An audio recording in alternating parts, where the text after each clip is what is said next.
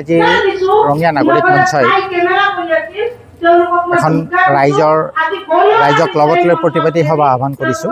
বিগত 13/7/26 তাৰিখ সেইদিনা সন্ধিয়া আমাৰ বিশু দাস নামৰ এই 7 নম্বৰ ৱাৰ্ডৰ বাসিন্দা তেওঁ মাকৰ হস্পিটেলত থকা মাকৰ কাৰণে আহাৰ লৈ গৈ আছিল। ঠিক তেনেতে ড্ৰাগছ আসক্ত ল'ৰা এজনে আহি হঠাতে তেখেতক চাইকেলৰ পৰা পেলাই লৈ সাংঘাতিক ধৰণে আক্ৰমণ কৰে আৰু এই আক্ৰমণত তেওঁ বৰ্তমান মৃত্যুৰ সৈতে গুৱাহাটীৰ GNRC হস্পিটেলত যুঁজি আছে। আমি আশা কৰিছোঁ তেখেতৰ আশু আৰোগ্য খুব সোনকালে তেখেত আৰোগ্য হৈ আমাৰ মাজত উভতি আহক। সমগ্ৰ ৰঙিয়াখনতে এতিয়া ড্ৰাগছ, মদ আৰু ভাং জাতীয় নিচাযুক্ত সামগ্ৰীয়ে চানি ধৰিছে আৰু নৱপ্ৰজন্ম ইয়াৰ পৰা সাংঘাতিক ধৰণে ক্ষতিগ্ৰস্ত হৈছে। মাক দেউতাকৰ মানে ল'ৰা ছোৱালীৰ লগত কথা পতাৰ পৰিৱেশ নোহোৱা হৈছে। ল'ৰা ছোৱালী কেৱল ড্ৰাগছ এনেকুৱা এটা পৰিৱেশ হৈছে আৰু ৰঙিয়াখন ড্ৰাগছৰ এটা কেন্দ্ৰবিন্দুত পৰিণত হৈছে। এই ক্ষেত্ৰত প্ৰশাসন নিমাত, পুলিচৰ লগত বিভিন্ন ড্ৰাগছ ব্যৱসায়ীৰ সম্পৰ্ক থকাৰ কথা সততে ৰাইজে অভিযোগ কৰি আহিছে। আমি এই পৰিৱেশৰ অৱসান বিচাৰিছোঁ আৰু ৰঙিয়াত শান্তিকামী ৰঙিয়াৰ ৰাইজৰ মাজত যাতে শান্তি অব্যাহত থাকে তাৰ কাৰণে আমি এটা পৰিৱেশ বিচাৰিছোঁ। এই ক্ষেত্ৰত আমি প্ৰশাসন, মুখ্যমন্ত্ৰী আটাইকে আমি অনুৰোধ জনাইছোঁ। আমাৰ মুখ্যমন্ত্ৰীৰ যি ড্ৰাগছ নিৰ্মূল কৰাৰ যি অভিযান, সেই অভিযানটো আমি আশা কৰিছোঁ ৰঙিয়াৰ পৰা আৰম্ভণি হওক, মধ্য ৰঙিয়াৰ পৰা আৰম্ভণি হওক আৰু সমগ্ৰ নামনি আৰু উজনি অসমতে ইয়াক ব্যাপক। দুচকীয়া বাহন আৰু পেট্ৰলৰ আকাশলংঘী মূল্য বৃদ্ধিয়ে জ্বলা-কলা খুৱাইছে নেকি আপোনাক? তেন্তে এতিয়াৰে পৰা আৰু চিন্তাৰ কাৰণ নাই। দুচকীয়া বাহনৰ মূল্যতকৈ 50% কম মূল্যত অথবা ছেকেণ্ড হেণ্ড দুচকীয়া বাহনৰ মূল্যত লাভ কৰিব জাপানৰ অত্যাধুনিক প্ৰযুক্তিৰে ভাৰতত নিৰ্মিত দুচকীয়া বাহন। শব্দ প্ৰদূষণ আৰু বায়ু প্ৰদূষণমুক্ত কমাকি কোম্পানীয়ে লৈ আহিছে দুচকীয়া বাইক আৰু স্কুটি। চাৰ্জিঙৰ বাবদ মাত্ৰ 10 টকা খৰচ কৰি আপুনি 55 কিলোমিটাৰৰ পৰা 322 কিলোমিটাৰ পৰ্যন্ত যাত্ৰা কৰিব পাৰিব। লিথিয়াম বেটাৰী আৰু অধিক শক্তিশালী মটৰৰ সৈতে 3 বছৰৰ ৱাৰেণ্টি লাভ কৰিব কমাকি ব্ৰেণ্ডৰ বাইক আৰু স্কুটি। লগতে থাকিব আপোনাৰ ছেকেণ্ড হেণ্ড দুচকীয়া বাহনখন এক্সচেঞ্জ কৰাৰ সুবিধা, ফাইনেন্স আৰু ইঞ্চুৰেঞ্চৰ সুবিধা। ইয়াৰ উপৰিও গ্ৰাহকৰ বাবে আছে আকৰ্ষণীয় উপহাৰ। তেন্তে পলম নকৰি আজিয়ে যোগাযোগ কৰক সুমিত মটৰ্ছৰ লগত। স্থান ৰঙিয়াৰ 27 নম্বৰ ৰাষ্ট্ৰীয় ঘাইপথৰ উদ্যানত অৱস্থিত তথা নলবাৰী অভিমুখী পথৰ দাঁতিত থকা গুৰু গোবিন্দ ধাবাৰ কাষত সুমিত মটৰ্ছত। যোগাযোগ নম্বৰ 7002293529। যিসকলে সস্তা, নিৰাপদ আৰু পৰিৱেশ অনুকূল দুচকীয়া বাহন বিচাৰিছে তেওঁলোকৰ বাবে এয়া এক সুবৰ্ণ সুযোগ। আজিয়ে যোগাযোগ কৰক আৰু নিজৰ নতুন ইলেক্ট্ৰিক বাহন লৈ আহক। সুমিত মটৰ্ছ, সস্তাত স্মাৰ্ট যাত্ৰাৰ নতুন ঠিকনা।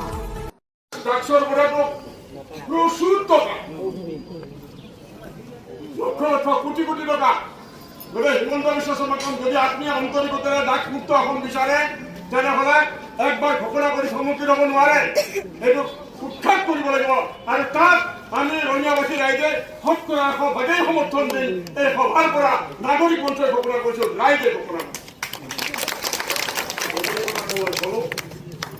নাগৰিক মঞ্চৰ তৰফৰ কথা মই এটা অনুৰোধ কৰি, এইখন কোনো ৰাজনৈতিক মঞ্চ নহয়, এইখন আমাৰ ৰঙিয়াখন মুক্ত কৰা আমাৰ এটা মঞ্চত বিশিষ্ট ব্যৱসায়ী নিয়ন্ত্ৰক যাতে আমাৰ মঞ্চত উপস্থিত আছে প্ৰমোদ টকা পাই থাকে। সেইটো নেকি কথা? তেওঁলোক আহিব, মই শুনিলো যে একজন কুখ্যাত অপৰাধী আপোনালোকে জামিন দিয়াৰ ব্যৱস্থা কৰাৰ কাৰণে কিমান লাখ টকা লৈছে ৰঙিয়া থানাৰ পৰা। যিজন থানাৰ ভাৰপ্ৰাপ্ত বিষয়া এতিয়া নাই, তেওঁ তাৰ আগতে বিৰাট গান চান গাই চাৰিওফালে ঘূৰি ফুৰে। মানুহে ইমান ভাল মানুহ ক'ত পোৱা যায়? এইটো যদি কৰি দেখুৱায় তেনেহ'লে আজি মুকুট চৌধুৰীৰ নিৰাপত্তা নাই, অনন্ত ডেকাৰ নিৰাপত্তা নাই, জীৱন্ত কৈছে ব্যৱসায় কৰি খাই কাৰো নিৰাপত্তা নাই, কাৰো নিৰাপত্তা নাই।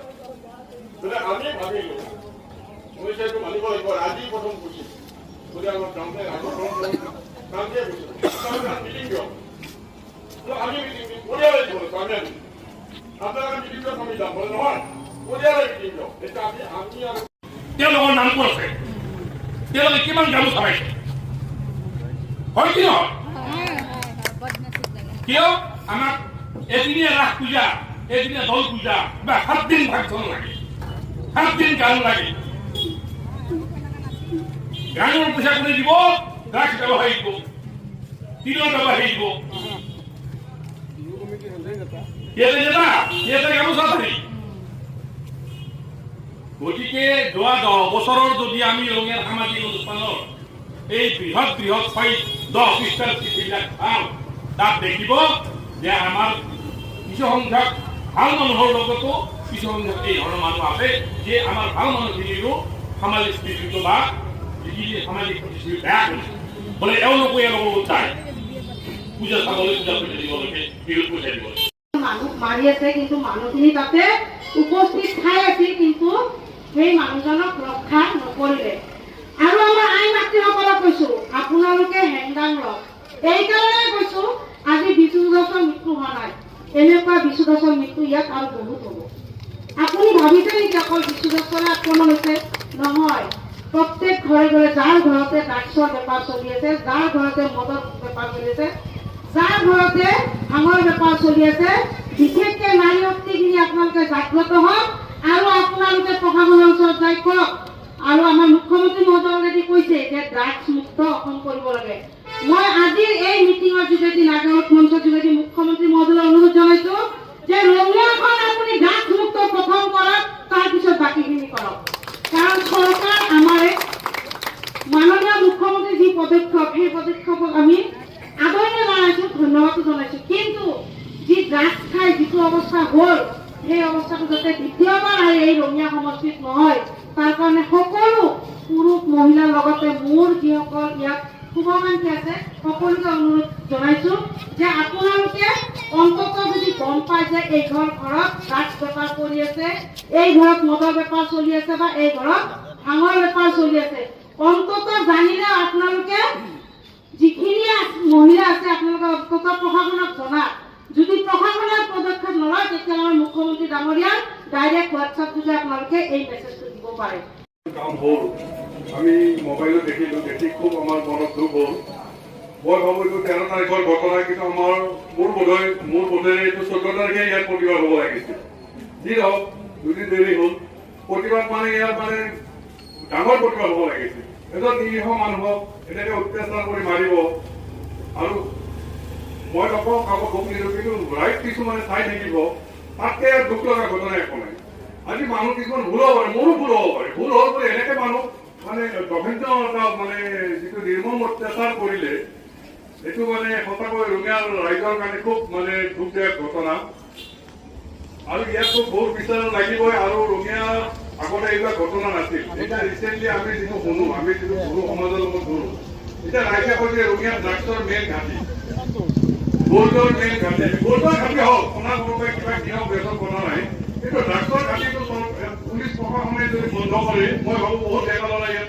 মানে কি কয় আপোনাৰ মৃত্যুমুখৰ পৰা বাচি যাব আৰু পুলিচে মই ভাবোঁ নোৱাৰা কাম একো নাই তেখেতসকলে ইচ্ছা কৰিলে চব কৰিব পাৰে কিন্তু বিশাল সংখ্যক জনসাধাৰণে এই সম্পূৰ্ণ ঘটনাটো চাই আছে কোনো এজন ব্যক্তি আগবাঢ়িটো অত্যন্ত মৰ্মান্তিক আমি বিচাৰিছোঁ এনেকুৱা ঘটনা যাতে পুনৰাবৃত্তি নহয় তাৰ কাৰণে আমি ইতিমধ্যে আমি আমাৰ দাবী উত্থাপন কৰিছোঁ নিশ্চয় মুখ্যমন্ত্ৰীয়ে বিবেচনা কৰিব আন এটা আৰক্ষী বিষয়া নাই আৰক্ষী নাই আমি এই হিচাপতে মুখ্যমন্ত্ৰীৰো দৃষ্টি আকৰ্ষণ কৰিছোঁ আমাৰ মেমৰিয়েলৰ জৰিয়তে যাক আসক্ত মদ ভাঙৰ ব্ৰতী হৈ থকা আৰু এতিয়া নতুনকৈ আৰু এটা আহিছে মাজতে কেইটামান বন্ধ থবলৈ আমাৰ কৈছে নিৰুক্তিৰৰ টিকেট কটা আৰম্ভ কৰিছে গতিকে এনেকুৱা ধৰণৰ ঘটনাই এনেকুৱা ধৰণৰ মানে ঘটনাবিলাকে আমাক ৰঙিয়াত সমগ্ৰ আছে কি কৰি আছে ৰঙিয়াত এনেকুৱা ধৰণৰ ঘটনা সদায় ৰঙিয়াৰ নিউজ পেপাৰত আহে আৰু এটাও ভাল নিউজ নাহে কেতিয়াবা সেই দুই এটা স্বইচ্ছাৰে নিজে চেষ্টা কৰি পেলাই ভাল পৰীক্ষাত ভাল ৰিজাল্ট কৰা দুই এটা নিউজ আহে তাত পায় সেইকাৰণে প্ৰশাসন যন্ত্ৰ ৰঙিয়াৰ যি স্থানীয় প্ৰশাসনৰ যিগৰাকীক যি ধৰণে নিৰ্মম অত্যাচাৰ কৰা হ'ল সেনেকুৱা ঘটনা যাতে ৰঙিয়াত পুনৰ যে সেনেকুৱা এটা মানসিকতাত আমি ওলাই আহিব লাগিব আৰু এই বিষয়ত আমি আটাইৰে আজি মতামত ল'ম মহসুস কৰি আমি আজি ৰঙিয়াৰ পবিত্ৰ তিনিটা মন্দিৰৰ সংগমস্থলীত আমি এই নাগৰিক সভা আহ্বান কৰিছোঁ মনৰ বক্তব্য সজোৰে উত্থাপন কৰক।